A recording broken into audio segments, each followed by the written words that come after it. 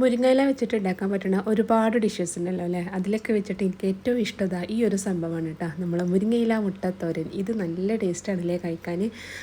എന്താ പറയുക, ഇതുണ്ടെങ്കിൽ വേറെ ഒന്നും ചോറിന് വേണ്ട തന്നെ വേണമെങ്കിൽ പറയാം, അത്രയും ടേസ്റ്റാണ്. എൻ്റെ ഫേവറേറ്റ് ആണ് കേട്ടോ. മുരിങ്ങയില കിട്ടിയപ്പോൾ ഞാൻ വിചാരിച്ചു ഇത് തന്നെ ആയിക്കോട്ടെ എന്ന്. കുറേ ദിവസം ആയിക്കണം കേട്ടോ ഇതൊന്ന് ട്രൈ ചെയ്ത് നോക്കിയിട്ട്.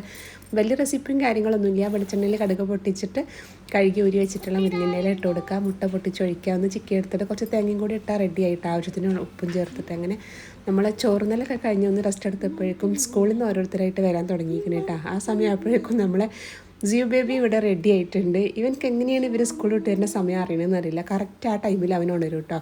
അപ്പോൾ ഇന്ന് മക്കൾ സ്കൂളിട്ട് വന്നപ്പോൾ അവർക്ക് വേണ്ടിക്ക് റെഡിയാക്കിയിട്ടുള്ള സംഭവമാണ് ഇത്. നമ്മളെ ബ്രെഡ് വെച്ചിട്ട് ഒരു തട്ടിക്കൂട്ട് പിസ്സയാണ് കേട്ടോ. പെർഫെക്റ്റ് റെസിപ്പിയൊന്നുമല്ല, എന്നാലും മക്കൾക്ക് ഇങ്ങനെയൊക്കെ ഉണ്ടാക്കി കൊടുത്താൽ ഇഷ്ടമാണ്. കാരണം ഇതിൽ ചീസ് ഉണ്ട്, ബ്രെഡ് ഉണ്ട്, മുട്ടയുണ്ട്. ഇങ്ങനത്തെ സംഭവങ്ങളാകുമ്പോൾ മക്കൾക്ക് ഇഷ്ടമാവാതിരിക്കില്ലല്ലോ. പിന്നെ ഉച്ചക്കത്തെ ചിക്കൻ ഫ്രൈ ചെയ്ത് കുറച്ചുണ്ടായിരുന്നു, അപ്പോൾ അതും കൂടി ചേർത്തിട്ടാണ് ഈ പിസ്സ റെഡിയാക്കിയിരിക്കുന്നത്. പിന്നെ ക്യാപ്സിക്കം, വലിയ ഉള്ളി അങ്ങനെയുള്ള ഐറ്റംസുകൾ ഇട്ടിട്ടുണ്ടെങ്കിൽ പിസ്സ അടിപൊളിയാണ് കേട്ടോ, നല്ല ടേസ്റ്റാണ് കഴിക്കാൻ. അപ്പോൾ അതൊക്കെ റെഡിയാക്കി മോൻക്കൊന്ന് പാലൊക്കെ കൊടുത്തിട്ട് അവനെയും കൂടി സെറ്റാക്കുകയാണ്. പാൽ കൂടി കഴിഞ്ഞാൽ വയറ് നിറച്ച് കുടിച്ചാൽ നല്ലൊരു കൊഞ്ചലാണ് അവന് കിട്ടുക. കുറച്ച് നേരം നമ്മളായിട്ട് ഇങ്ങനെ വർത്താനം വരണ പോലെ നമുക്ക് തോന്നും. നല്ല ക്യൂട്ടാവുമല്ലോ ആ ഒരു സമയത്ത് മക്കളെ കാണാൻ. എനിക്ക് ആ സമയത്ത് എന്താ അവരായിട്ട് ഇങ്ങനെ സംസാരിച്ചുകൊണ്ടിരിക്കാൻ നല്ല ഇഷ്ടമാട്ടോ. ഞാൻ പറഞ്ഞത് ചിലപ്പോൾ അവനക്കും അറിയുന്നുണ്ടാവില്ല, അവൻ പറഞ്ഞത് എനിക്ക് മനസ്സിലാവണില്ല. എന്നാലും നല്ല രസമാണ് ആ ഒരു ടൈം കേട്ടോ.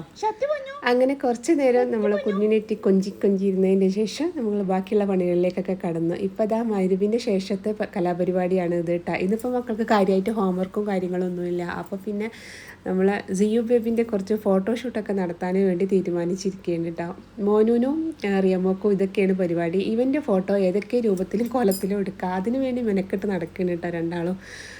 ഇവനിങ്ങനെ ഒരുക്കിയിട്ട് പല പല ബാക്ക്ഗ്രൗണ്ടിൽ വെച്ചിട്ട് ഫോട്ടോ എടുക്കുക എന്നുള്ളത് ഇവർക്കിപ്പോൾ ഒരു ഹോബിയായിട്ട്. ഓരോ മാസം കഴിയുമ്പോഴും ആ ഒരു മാസത്തെ ഫോട്ടോഷൂട്ട് എടുക്കാൻ നല്ല രസമാണല്ലോ. അപ്പോൾ എനിക്കും നല്ല താല്പര്യമാണ് കേട്ടോ. അപ്പോൾ ഞങ്ങൾ ഒരുമിച്ച് ഇങ്ങനെ ചെയ്തുകൊണ്ടിരിക്കുകയാണ്. ഭയങ്കര പാടാണ് ഈ ഒരു പ്രായത്തിലുള്ള മക്കളെ വെച്ചിട്ട് വീഡിയോ ഫോട്ടോ ഒക്കെ എടുക്കാൻ. അവരെ നല്ലൊരു ഫോട്ടോ നല്ലൊരു പോസൊക്കെ കിട്ടണം എന്നുണ്ടെങ്കിൽ കുറച്ചധികം നമ്മൾ മെനക്കെടണമല്ലോ.